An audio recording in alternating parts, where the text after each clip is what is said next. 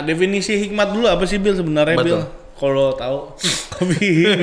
Kalau bahasa Ibrani hokmah. Dibedain tuh hikmat dan pintar, kepintaran. Kalau mungkin dunia melihat dia tuh bodoh karena dia menutup perusahaan, menutup tokonya di hari Minggu. Iya.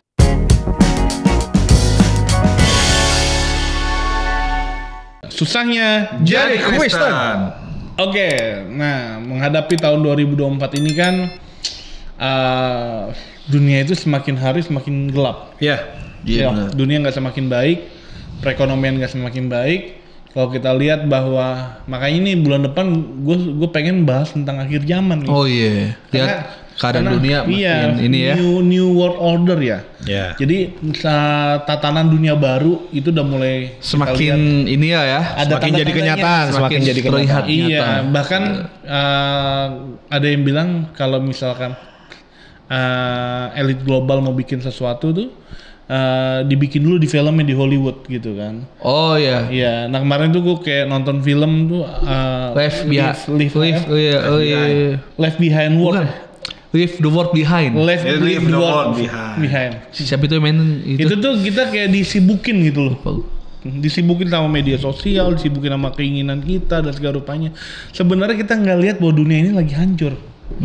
Nah makanya yang gue mau bahas hari ini adalah tentang menghadapi 2024 dengan hikmat daripada Tuhan. Betul. Gitu. Nah definisi hikmat dulu apa sih Bil sebenarnya Bil? Kalau tahu. Hikmat itu kan Enggak hikmat ya ada sini. Ada kopi. kalau bahasa Ibrani hokmah. Hokmah. Iya. Bahasa apa tuh? Ibrani. Nah, kalau bahasa Inggrisnya itu wisdom. Wisdom. Yang arti bahasa Indonesianya Hikmat. Esensinya apa tuh? kebijaksanaan. Iya. Nah, kebijaksanaan itu kan kalau didefinisikan sebagai kemampuan lo untuk membuat keputusan. Jadi kemampuan lo tuh untuk mengumpulkan sebanyak informasi dari pengalaman lo, dari belajar apapun itu, sehingga lo bisa membuat keputusan yang baik. Iya. Gitu. Itu yang namanya hikmat gitu.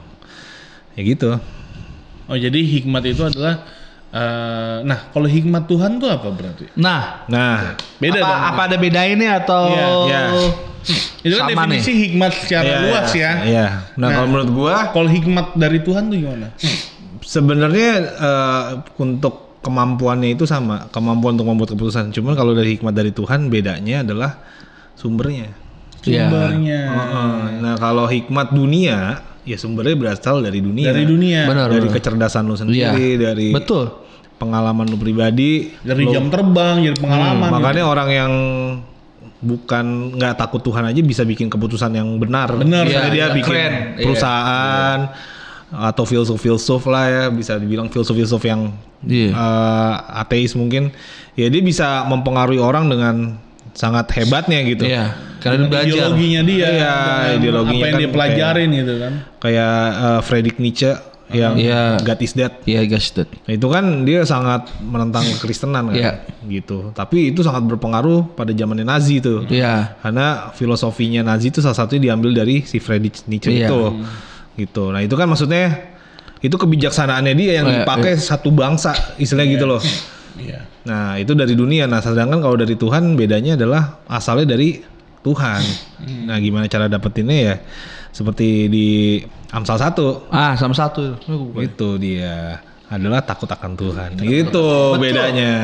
Nah, takut akan Tuhan. Makanya gue menurut gue tuh hikmat ini penting banget karena gini, kayak waktu ketika namanya Salomo gitu kan. Kalau saudara kita bilang satu permintaan. Sulaiman orang seberapa. Nah, ketika namanya dia lagi persembahkan korban bagi Tuhan tuh kan banyak tuh.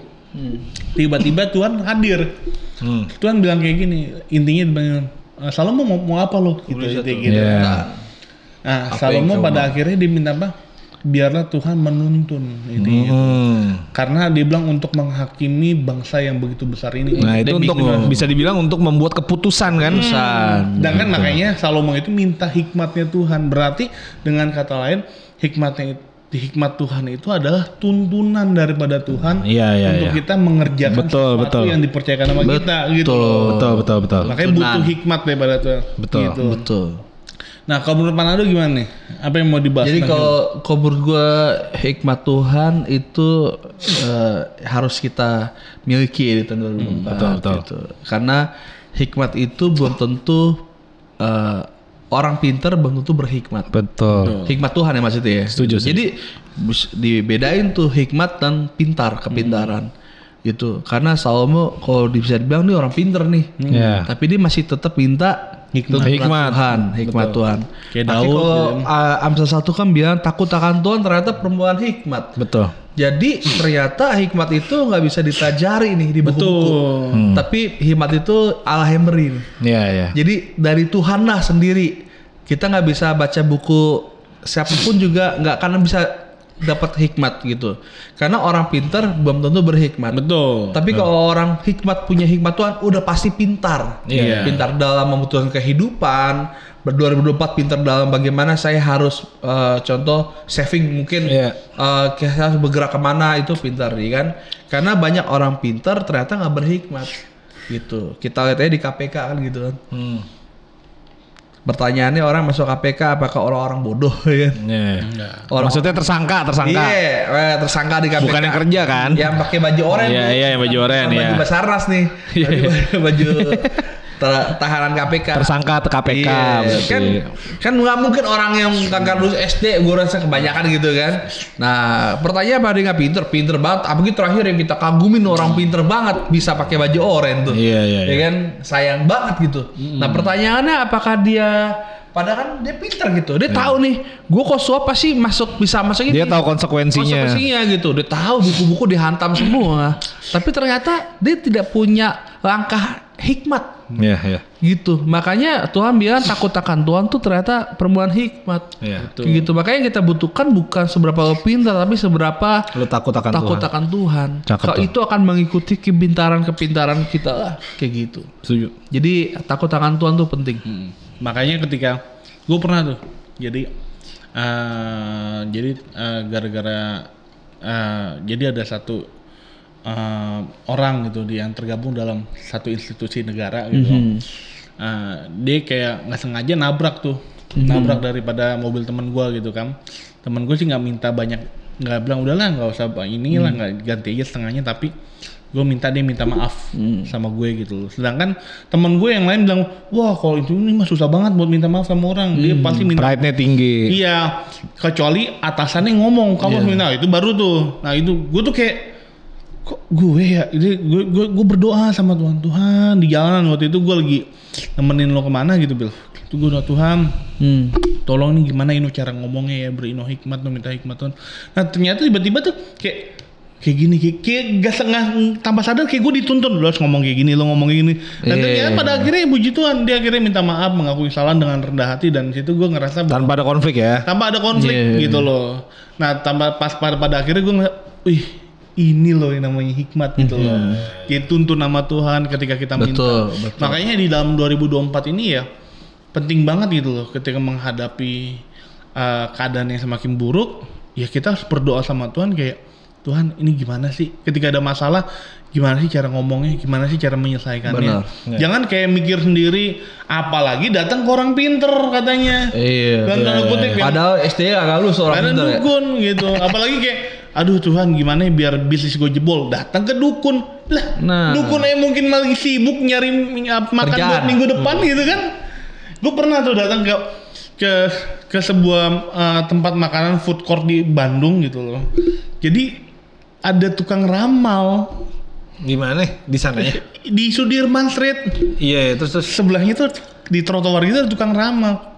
Yang datang ke dia, maaf ya, orang-orang yang ada yang orang-orang yang orang kaya lah ya. Iya kayak gitu pada pikir jalan gitu loh. Maksudnya bukan orang-orang miskin gitu, orang-orang yang ya orang ada lah intinya gitu.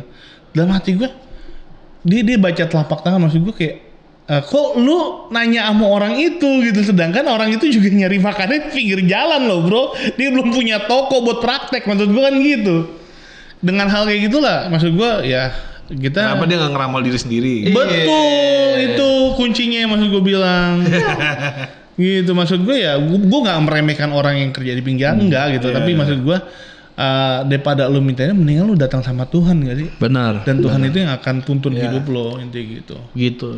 Ya karena ini ke depan kita nggak tahu ya kejadian semakin baik atau enggak, tapi ternyata memang semakin tidak baik gitu kan. Iya. Pekerjaan banyak sekali yang udah non aktif. Betul. Semakin susah dan lain-lain, invasi makin gila-gilaan, perang di mana-mana. Nah, kayak butuh hikmat banget gitu. Dan ternyata hikmat itu berasal dari Tuhan sendiri ya gitu. Gitu untuk nuntun. Dan iblis juga lagi ngasih solusi-solusi nih, ya kan? Mungkin di sini yang nonton baper juga, oh gimana ya, gue dapat kerjaan, bisnis apa ya, gini-gini. Jangan lihat YouTube gimana cara bisnis 100 juta dalam sebulan, gak gitu. Saat teduh dulu, minta sama Tuhan, Tuhan aku harus bagaimana, dapat pengetahuan. Jangan cari di buku-buku, ikut trading gitu. Nah itu akhirnya kejebak sendiri gitu, karena pusing sendiri. Itu cuma berbicara kemintaran duniawi itu nggak ini. Tapi selalu aja minta sama Tuhan ya, pertama kan dia nggak minta buku-buku gitu atau youtuber gimana, bukannya salah. Cuman kalau toh Tuhan kasih hikmat malah dikasih coba kamu buka buku itu, akhir jalan kan gitu. Tapi intinya tuh tuntunan Tuhan dulu baru gitu elemen-elemen lain. Banyak kejadian ya kita lihat orang yang dituntun sama Tuhan, berhasilnya luar biasa gitu, banyak sekali gitu. Yang kayak apa tuh yang lo bilang perusahaan yang orang terkaya? Hobby lobby. Itu gimana ceritanya, Bil? Iya, kalau dia itu memang kan bukan dari keluarga kaya sebenarnya kan. Nah, dia akhirnya tapi memang dari keluarga hamba Tuhan gitu. Terus akhirnya dia itu karena mamanya selalu mendoktrin dia untuk bisa dibilang ya lakukan semua untuk Tuhan. Iya. Ya kalau C3 kan. Lakukan semua untuk Tuhan kayak gitu loh. Terus ya dia praktekin itu akhirnya sampai dia bikin perusahaan. Biasanya itu kan perusahaan itu nilai-nilai manajemen kan, nilai-nilai ya mungkin nilai kemanusiaan atau segala macam. Nah dia pakainya 12 nilai dalam Alkitab. Gitu. Nilai yang pertama takut akan Tuhan, menjadikan Tuhan yang sentral. Yang kedua itu manusia. Yang dan setelah ini gue nggak ikutin, cuman yang gue inget itu pokoknya nilai-nilai Alkitab yang dipakai dalam perusahaannya gitu. Bahkan yang menurut gua paling bikin kaget itu di hari Minggu tutup. Sedangkan hari Minggu itu biasanya paling peak, paling tinggi. Karena dia buka material kan, bukan? Iya. Dia kalau di Jakarta tuh kayak ini ya, Naiso. Iya, Miniso gitu. Pokoknya dia jual-jual apa sih, pernak-pernik. Barang-barang seni. Ya buat namanya aja hobi lobby kan. Gitu, buat barang-barang hobi lah dia jual itu. Dan Minggu tutup itu kehilangan jutaan dolar kan dia. Tapi yang anehnya malah dia jadi 500 orang terkaya di dunia. Gitu. Jadi dari 8 miliar orang kan sekarang. 8 miliar ya sekarang manusia. 8 miliar. 8 miliar peringkat ke 300. Dia kalau nggak salah udah naik dia udah naik. Gitu. Pokoknya dia masuk 500 orang terkaya di dunia. Bayangin aja loh. Itu kalau bukan hikmat Tuhan, istilahnya ya kalau soalnya karena kenapa bisa dibilang hikmat Tuhan ya karena dia orang yang takut akan Tuhan. Iya. Jadi kayak Tuhan kasih cara. Dia bahkan dia melakukan kalau dianggap yang dunia bilang kalau mungkin dunia melihat dia tuh bodoh karena dia menutup perusahaan menutup tokonya di hari Minggu. Iya. Omset terbesar. Itu omset terbesar kan bodoh dong harusnya. Iya. Nah, tapi kan kerja di mall saya itu namanya weekend haram loh untuk libur. Kitanya karyawan tuh haram buat libur. Betul. Aku gak pernah dapat weekend gue libur. Iya kan. Nah. Rame banget coy. Bioskop harga mahal kalau weekend. Kan lagi nyari duit nih. Dia tutup hari Minggu. Kan orang bilang sakit ya. Tapi dia tidak ikut hikmat dunia. Benar. Dia ikut hikmatnya Tuhan. Makanya kita bilang apa yang dianggap bodoh sama dunia. Nah, dibuat apa? Dianggap pintar bagi Tuhan. Apa yang dianggap bodoh, apa yang dianggap berhikmat dibuat bodoh. Benar. Ya puji Tuhan lah. Jadi dengan kata lain bahwa di 2024 ini stop andelin diri sendiri, stop andelin kekuatan sendiri, stop andelin orang-orang pintar dalam tanda kutip kayak dukun gitu, peramal, tapi andelin Tuhan. Stop andelin ramalan bintang. Benar. Tapi harus diingat boy. Apa tuh? Tuhan itu bekerja dengan cara loh. Iya. Tapi kan Tuhan gak kerja sama dukun dong. Ngerti, tunggu, gue mau masuk ke segmen lain. Iya.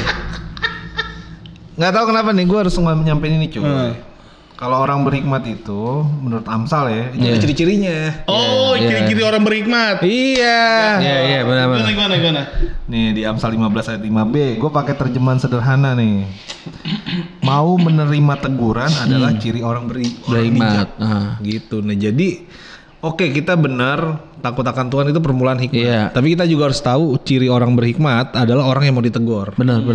Nah jadi sebenarnya untuk masuk 2024 kita kalau kita mau sukses melewati tahun 2024 dengan baik lah ya, gitu, kita harus mau ditegur. Dan kita harus mengingat teguran-teguran yang pernah disampaikan kepada kita. Salah satunya lewat pengalaman. Gitu. Nah makanya salah satu filsuf kan dia bilang begini nih, ya orang yang tidak mengingat masa lalunya atau yang tidak belajar dari sejarah akan dikutuk untuk mengalaminya kembali. Bener.